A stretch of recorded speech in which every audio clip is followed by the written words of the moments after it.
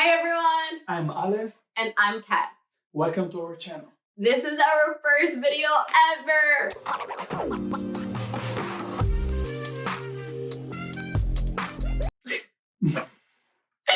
So, these videos are basically us showcasing you our attempt at living a lot more of an intentional life. And the videos we're going to share with you all are going to range from traveling to culture to food, relationship stuff, and mindfulness/wellness.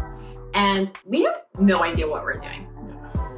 Not at all. But we're gonna give this a shot and see how it goes. So we hope you guys like this video, and then if you do, make sure to give us a thumbs up. And subscribe.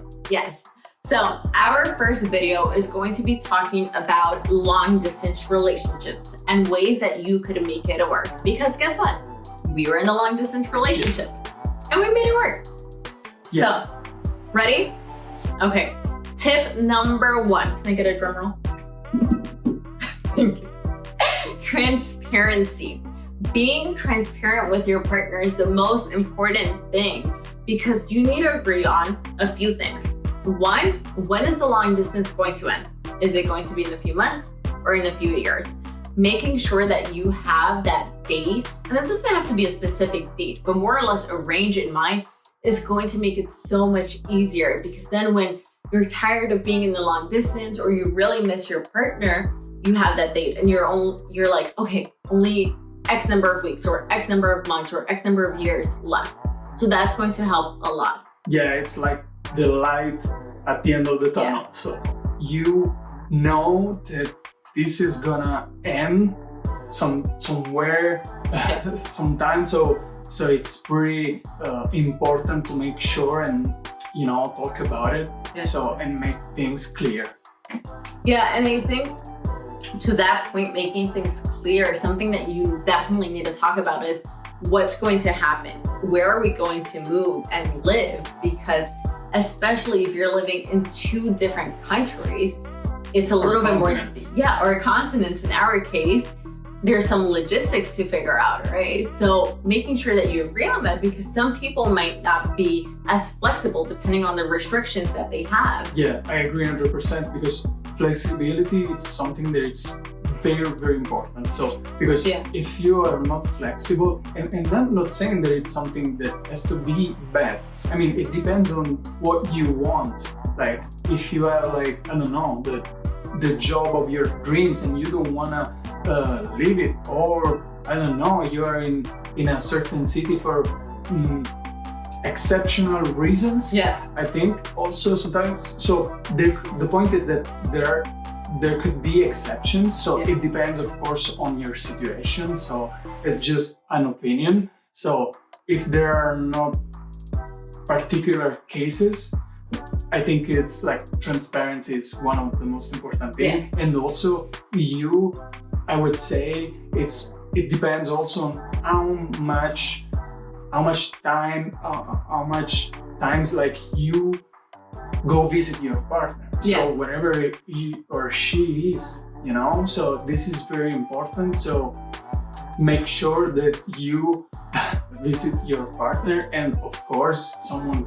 could say like, yes, Alec, but it depends also on the money. So of course, so it depends on the money and also your budget, where your partner is living. So there are many things that could play, in this situation, in a situation like that. So reason number 2 is trust. Trust, yes. I think trust in a long distance relationship is so important. And I know we said transparency is important, but so is trust, because you're in a long distance. You're going to be possibly in very different time zones. Like when you're waking up, your partner might be getting ready for bed. And if you don't have trust, you're going to start fighting over every little thing. And fighting, especially when you're in a long distance relationship, is so much harder, because here, if you argue, but you're living in the same place, you can hug each other, you can make up, and it's a lot easier. And it doesn't wear you down as much. But in a long distance, if you don't have trust and you start arguing, it's just a little bit more complicated to solve the problem. Yeah, I agree. Again, because contact, it's something very important. So it's pretty hard if you argue or you have like a bad conversation with your partner, you know, in a long distance. It's pretty, it could be hard to, you know, and time consuming sometimes. So yeah, this is something very important. And I would say also if you're in a different time zone, so the time difference, it's also very, very important. Like, I mean, it's something that it could make a huge impact. Yeah. So, for example, if you're in a place where it's like your afternoon corresponds to your partner's nighttime, for example, or the opposite, so vice versa. So it could be pretty difficult sometimes. So yeah, this is something that you maybe you have to think about it, because it's pretty important.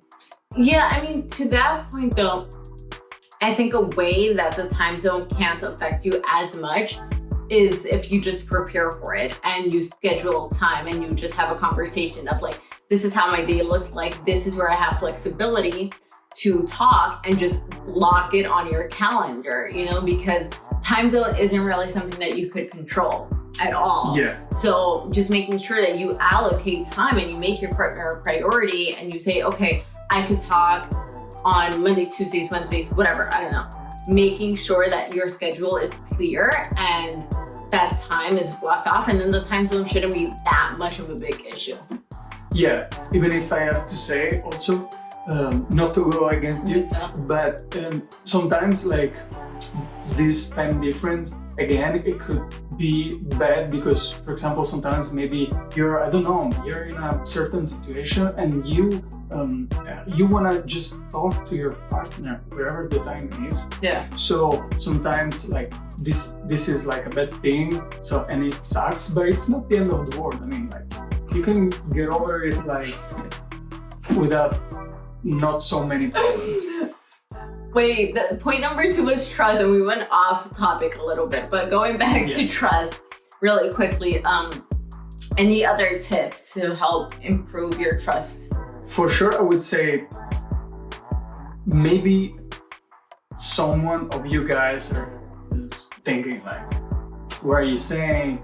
Because, you know, in long distance, there could be also jealousy or stuff like that, you know? So, and I agree, but that's why I think that trust in general and transparency and honesty are very important things, because with them, you know, those are very important things that if you keep them in mind, you can try at least to a little bit, I wouldn't say control yourself, but, you know, try to, understand your emotions and understand yourself better. So, yeah, you mean like it could help you feel less irrational? Yes. Yeah, I think something else for trust is that it comes easier to some people also depending on how confident or insecure they are. So understanding also, because trust has to come from within first, and making sure that you feel confident as a person. Because if you don't, then obviously that lack of trust is not coming from your partner, but it's coming from yourself. So just doing that reflection and understanding where that trust is or isn't coming from. Yeah, and I would say also just talk to your partner, because it could be something normal. I mean, so just tell your partner, look, I think I'm not feeling good for this and that. So I don't know, try to, you know, help me. So I don't know, be more transparent and stuff like that.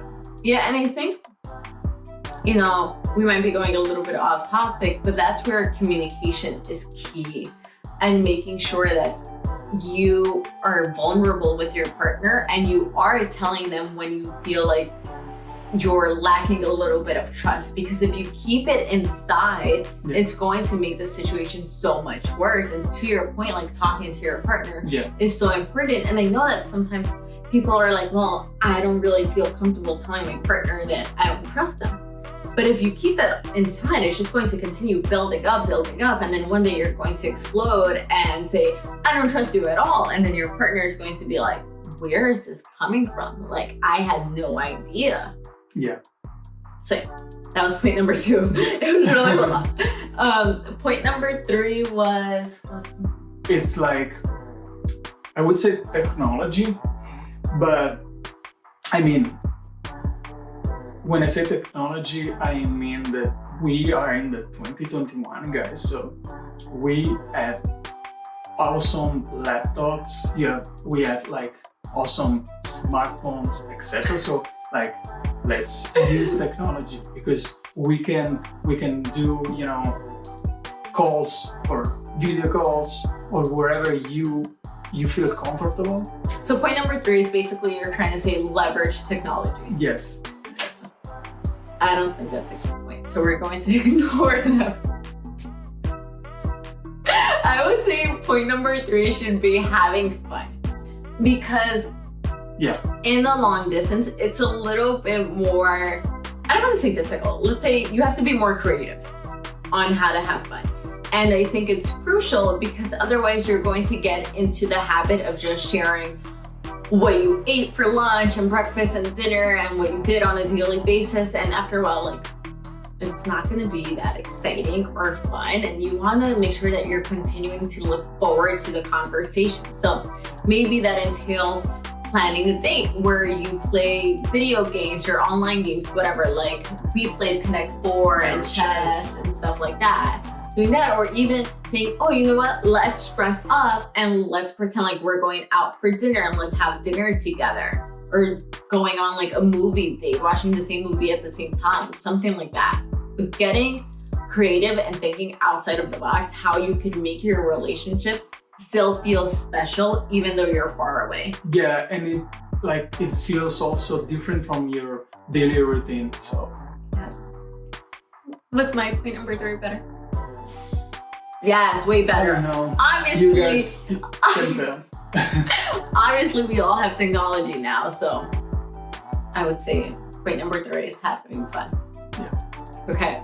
So anything else for anyone who wants to be in the long distance with someone but is a little bit scared?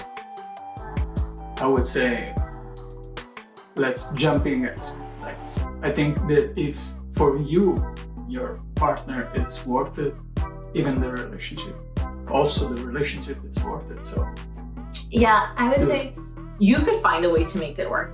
If you really care about this person and you agree on the fundamentals and you have similar values and goals, then don't let the distance be something that separates you, because you could figure it out. You know, as Marie Forleo says, everything is figure outable. Yeah, I agree 100%. Yeah. This is the truth. Okay, so that is it. If you're in a long distance, let us know what you think. If you have additional tips or advice that you think that we completely missed, or if you're scared about being in the long distance, let us know in the comments below. Ask us any questions. Again, we were in the long distance for almost a year and we made it work. Like, we're married now, we're living in the same place, and it was totally worth it. So we hope you enjoyed this video. Yeah, and don't forget to subscribe. Yes, and give us a thumbs up. See you next time.